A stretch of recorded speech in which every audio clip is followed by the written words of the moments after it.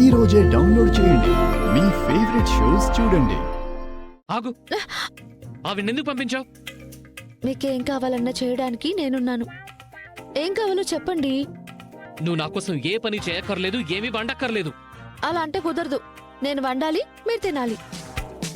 అయినా మనం ఇలా వచ్చి వేరే కాపురం పెట్టింది వేరువేరుగా ఉండడానికి కాదండి, కలిసి బతకడానికి. కలిసి బతుకుతున్నాం కాబట్టి నేను మీ భార్యగా చక్కగా వండి పెడతాను. మీరు బొజ్జు నిండా తిని ఎంజాయ్ చేయండి. నువ్వంటేనే నాకు ఇష్టం లేదు. ఇక నీతో కలిసి బతకడం కూడా నాకు బలవంతమే. అలాగే అనుకోండి.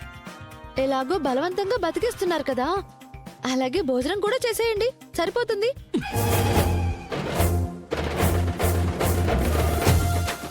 చూడండి, మీరు ముక్కు మూతి అని అష్టవంకర్లు పెట్టినా నేను వండిన వంట మాత్రం మీరు తినక తప్పదు. ఎందుకంటే నేను మీ భార్య, ఇది నా ఇల్లు కూడా కాబట్టి ఇక్కడ నేనుండగా ఏ పని మనిషిని నేను లోపలికి రానివ్వను. ఎందుకంటే మీకు బయట ఫుడ్ పడదు కాబట్టి. చచ్చినట్టు నీ చేతి వంటే తినాలంటావు. అవునండి, కరెక్ట్. ఛ! నా కర్మ. ఆగండి. వెంటనే వెళ్ళి సూపర్ మార్కెట్ నుంచి సరుకులు, మార్కెట్ నుంచి కూరగాయలు తీసుకురండి. ఆ? అలా చూస్తారేంటండి? వంట ఉండాలి కదా. ఆల్రెడీ లిస్ట్ ప్రిపేర్ చేశాను, మీకు మెసేజ్ కూడా చేశాను, చూడండి.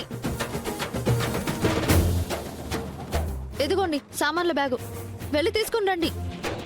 ఏంటి అట్లా? నేను ఇవన్నీ తేవడం ఏంటి? ఈ పనులన్నీ చేయడానికి మనకి పని మనుషులు ఏవైనా ఉన్నారా ఏంటి?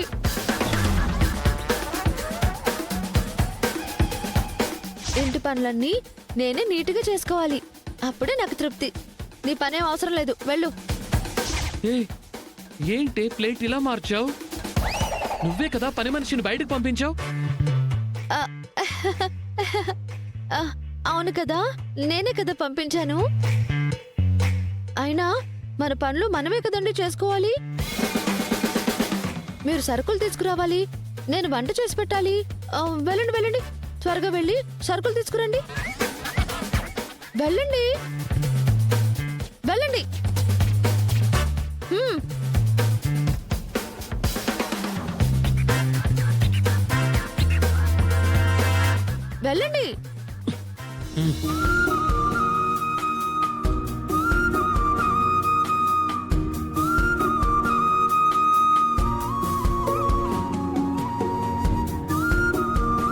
నేనేదో చుక్కలు చూపించి దీన్ని వెళ్ళకూడదాం అనుకుంటే ఇది నా మీదే రివర్స్ దాడి చేస్తోంది. ప్లాన్ సరిగ్గా డిజైన్ చేయకపోతే వర్కౌట్ అవ్వదు. చేస్తా.